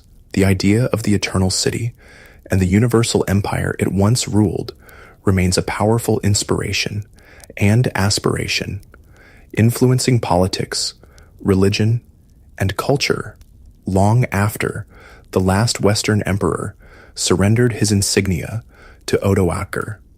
As you prepare to conclude your journey through this pivotal period of history, you recall the words of that elderly Roman senator who told you that Rome didn't fall in a day.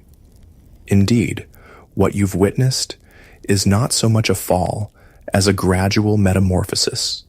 The classical world slowly becoming medieval, with Roman elements recombined with Germanic, Christian, and Byzantine influences to create the foundations of European civilization.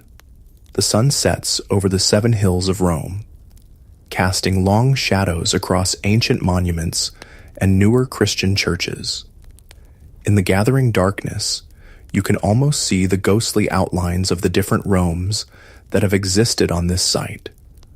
The Republic of Cicero, the Empire of Augustus, the Christian capital of Constantine, the Gothic kingdom of Theodoric, the Byzantine duchy after Justinian's reconquest. All these iterations of Rome have contributed to the complex legacy that will shape the centuries to come. As stars appear in the twilight sky, you realize that while empires may rise and fall, their influence endures in ways both obvious and subtle. The story of Rome's transformation reminds us that historical change is rarely simple or absolute. Old patterns persist, even as new ones emerge, creating a rich tapestry of continuity and innovation that defies easy categorization. Imagine we're sitting in a beautiful garden in 6th century Ravenna, that marshy city that served as the Western imperial capital, and later as Theodoric's Ostrogothic court. It's evening, and lanterns illuminate mosaics depicting emperors, Christ, and saints in glittering gold and rich colors. These images represent the blending of Roman imperial tradition with Christian faith and Germanic rule that characterizes this transitional era. As we admire these artistic treasures, let's consider a fundamental question. Why did the Western Roman Empire fall? Historians have debated this question for centuries, offering numerous explanations ranging from moral decay and Christianity to lead poisoning and climate change. But based on our journey through this period, following historian Peter Heather's careful analysis, we can identify several interconnected factors that help explain this monumental transformation. First, and most fundamentally, the Roman Empire faced increasing external pressure from peoples beyond its borders.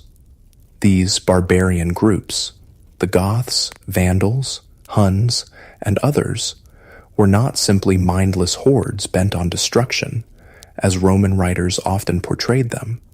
Rather, they were complex societies with their own cultures, political structures, and motivations. Importantly, these societies had been transformed by centuries of contact with Rome itself. Roman trade, diplomacy, and military activity beyond the frontiers had gradually increased the sophistication and organization of neighboring peoples. Germanic tribal confederations grew larger and more cohesive, partly in response to Roman influence and pressure. By the 4th century, groups like the Goths had developed more stable leadership structures and military capabilities that made them more formidable adversaries than the scattered tribes Rome had faced in earlier centuries. Rome created its own nemesis, an elderly Gothic warrior once told you during your travels. By teaching us Roman ways, by trading with us, By playing one tribe against another, the empire made us stronger, more united, more Roman in our thinking. We learned to act as larger groups, to plan campaigns, to use Roman tactics against Rome itself. This observation aligns with what we witnessed throughout our journey. Barbarian leaders like Alaric, Gaiseric, and Theodoric, who understood Roman politics and military strategies, who spoke Latin, and who often wanted not to destroy Rome, but to secure a place within its system. They were, in many ways, products of Rome's own success in spreading its influence beyond its formal boundaries. The catalyst that turned these increasingly sophisticated neighbors into an existential threat was the arrival of the Huns from the Central Asian steppes in the late 4th century. As we saw at the beginning of our story, it was Hunnic pressure that drove Gothic refugees to the Danube in 376, setting in motion the chain of events that led to the disaster at Adrianople. The Hunnic Empire, under Attila, represented a new kind of threat, a military force capable of projecting power across vast distances, putting pressure on multiple frontier regions simultaneously, and disrupting the careful balance Rome had maintained with its Germanic neighbors. Even after Attila's death and the collapse of Hunnic power, the demographic changes and population movements they had triggered could not be reversed. But external pressure alone doesn't explain Rome's fall. After all, the empire had faced and overcome serious external threats in previous centuries. What had changed was Rome's capacity to respond effectively to these challenges. The Roman military system had evolved significantly from the citizen legions of the Republic to the professional army of the early empire, and finally to the frontier forces and mobile field armies of the late empire. These later armies increasingly relied on recruitment of barbarian soldiers, either as individuals or as entire units, foederati, serving under their own leaders. This system provided necessary manpower, but also created potential vulnerabilities when these troops' loyalties were divided. We don't have enough Roman recruits to fill the legions. A recruitment officer in Gaul had explained to you. The old military traditions have faded. Wealthy families buy exemptions for their sons. Provincial landowners hide potential recruits to keep them working the fields. So we turn to the barbarians. They make good soldiers, and serving in the Roman army offers them opportunities they couldn't find at home. This dependence on barbarian troops became particularly problematic as the empire's financial resources diminished. The loss of wealthy provinces to barbarian control, particularly North Africa, to the Vandals in 439, deprived the Western Empire of crucial tax revenue needed to maintain its military forces. This created a downward spiral. Reduced resources led to military weakness, which led to further territorial losses, which further reduced resources. Political instability compounded these challenges. The Western Empire experienced frequent usurpations, civil wars, and assassinations throughout the 5th century. These internal conflicts often took precedence over external threats, with rival Roman factions sometimes even allying with barbarian groups against their domestic enemies. We witnessed a prime example of this self-destructive tendency when Emperor Valentinian III assassinated his capable general Aetius in 454, removing the Western Empire's most effective military leader just a year after Attila's death had relieved the Hunnic pressure. Valentinian's own assassination, 6 months later, plunged the empire into another succession crisis, further weakening its ability to address barbarian incursions. The Eastern Empire, centered on Constantinople, faced many of the same pressures, but survived and evolved into what we now call the Byzantine Empire. Several factors explain this divergence. The East had greater financial resources, more defensible geography, particularly Constantinople itself, and experienced somewhat less continuous barbarian pressure than the West. It also benefited from more stable imperial succession and maintained more effective control of its military forces. As we've seen throughout our journey, the fall of Rome was not a single event, but a complex process extending over more than a century. It involved not just military defeat, but also political accommodation, cultural exchange, and gradual institutional transformation. The barbarian kingdoms that replaced direct imperial rule in the West were not purely foreign impositions, but hybrid creations that combined Germanic leadership with Roman administrative practices, law, and culture. This brings us to another important insight.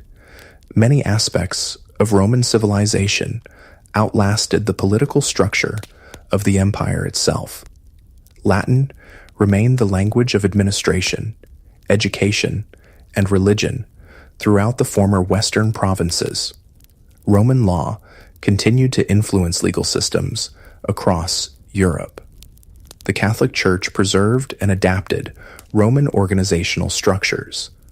Roman architectural and engineering techniques remained in use, though often on a reduced scale.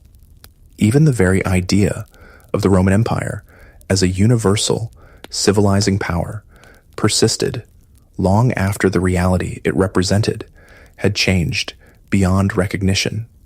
For centuries, rulers from Charlemagne to the Byzantine emperors would claim to be the true heirs of Rome, seeking legitimacy in its ancient prestige. During our journey, we've also observed how Christianity's rise intersected with Rome's transformation. The empire's adoption of Christianity as its official religion under Emperor Theodosius III in the late 4th century came just as barbarian pressures were intensifying. This timing has led some observers to blame Christianity for weakening Rome's traditional martial virtues or diverting resources from military to religious purposes. However, the relationship between Christianity and Rome's fall is far more complex. The new faith actually provided institutional continuity during political disruption, with bishops often assuming civic leadership roles as imperial authority receded.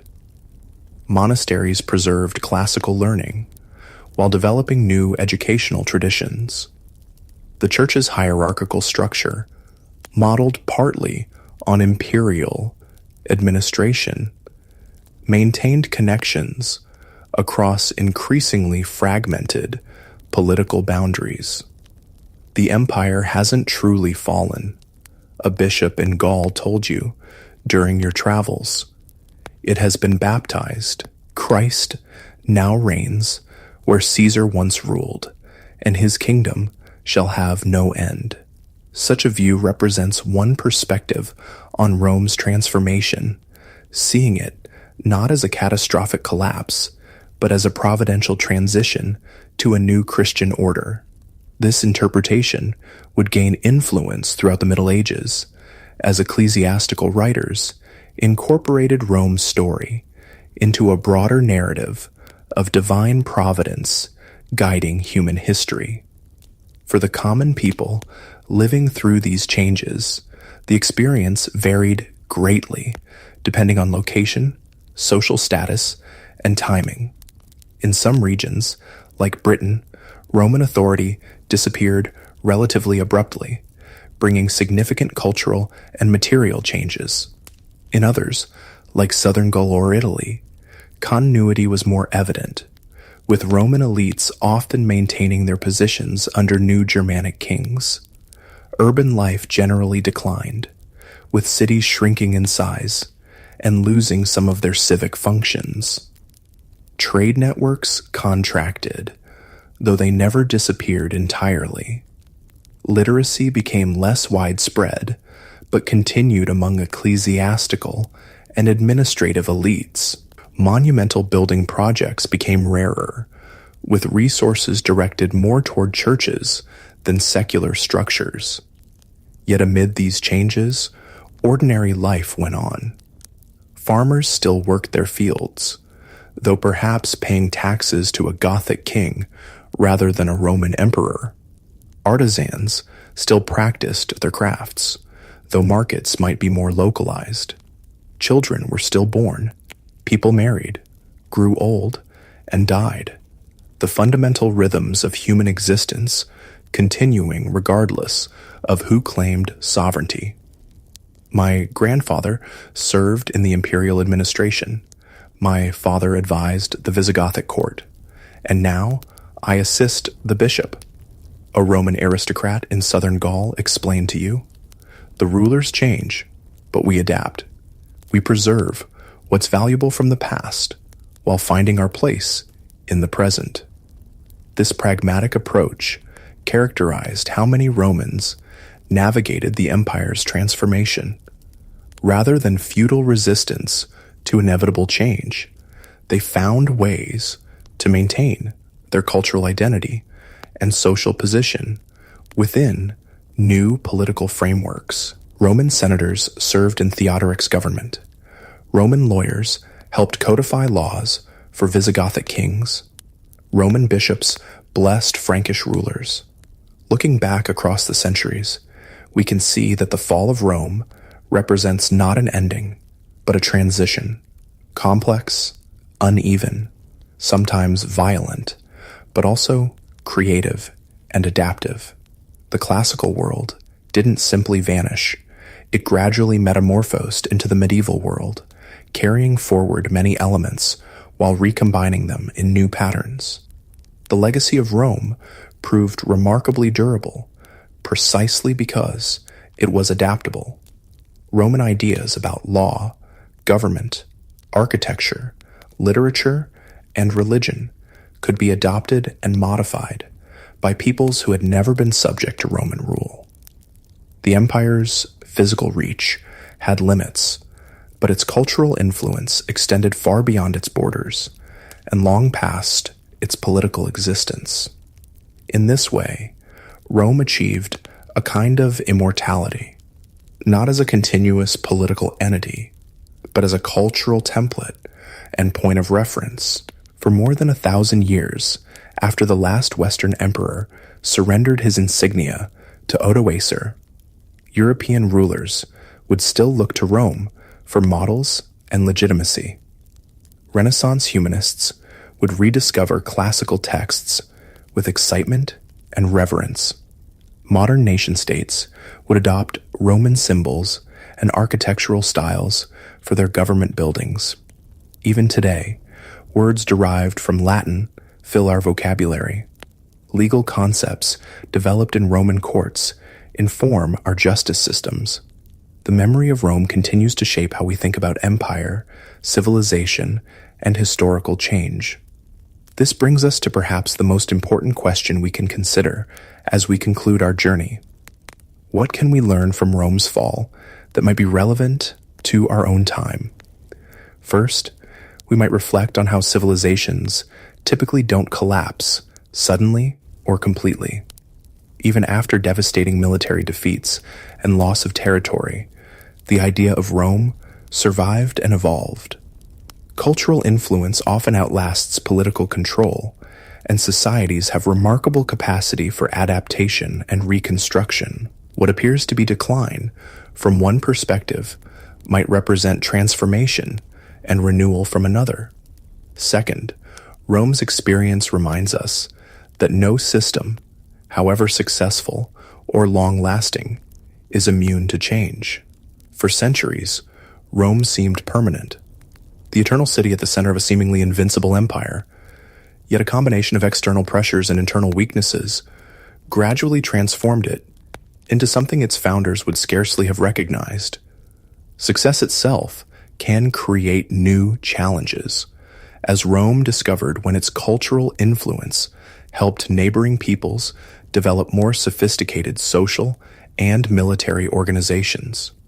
Third, we can appreciate how historical change often results from complex interactions rather than simple causes.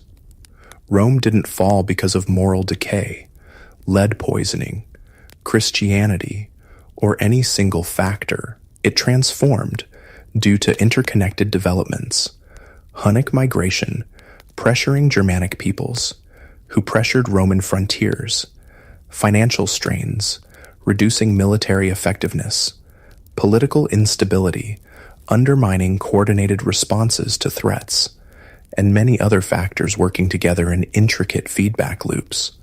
Finally, Rome's fall reminds us of history's contingency, how differently events might have unfolded with slight changes in circumstances or decisions. What if Emperor Valens had waited for reinforcements before engaging the Goths at Adrianople? What if Stilicho hadn't been executed just before Alaric's invasion of Italy?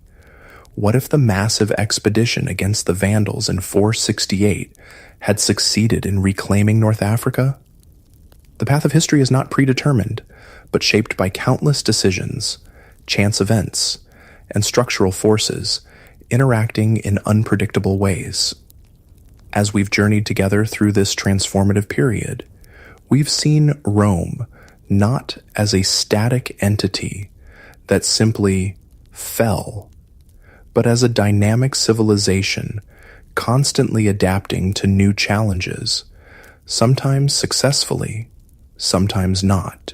The end of the Western Roman Empire didn't mean the end of Roman influence or the onset of a dark age of complete barbarism. Rather, it marked the beginning of new cultural syntheses and political arrangements that would eventually evolve into medieval European civilization. Our imaginary garden in Ravenna, where we began tonight's reflection, perfectly symbolizes this continuity amid change. The mosaics surrounding us blend classical Roman artistic techniques with Christian subject matter under the patronage of Germanic rulers. The very buildings here, some converted from Roman structures, others newly built but incorporating Roman elements, embody the creative adaptation that characterized this transitional era. As the evening deepens and stars appear above our garden, consider how the story of Rome's transformation offers a more nuanced understanding of historical change than simplistic narratives of rise and fall. Civilizations rarely vanish completely. They evolve, their elements recombining in new patterns. Their legacies continue to influence subsequent societies in ways both obvious and subtle. Rome's greatest achievement may not have been its conquest of the Mediterranean world, but rather the cultural template it created, flexible enough to be adopted and adapted by peoples from Britain to Mesopotamia, resilient enough to survive the empire's political fragmentation. In this sense, Rome never truly fell. Its flame was passed to new torchbearers who carried it forward in different forms. As we conclude our journey through this pivotal period in human history, take with you not just the dramatic events and colorful characters we've encountered, but also a deeper appreciation for history's complexity. The fall of Rome teaches us that historical change is rarely simple, sudden, or absolute. It's a gradual process of transformation, adaptation, and continuity amid disruption. Perhaps, as you drift towards sleep, you'll dream of those ancient Romans and their barbarian neighbors, not as figures from a distant past, but as people much like ourselves, facing uncertainty, navigating change, preserving what they valued, while adapting to new realities.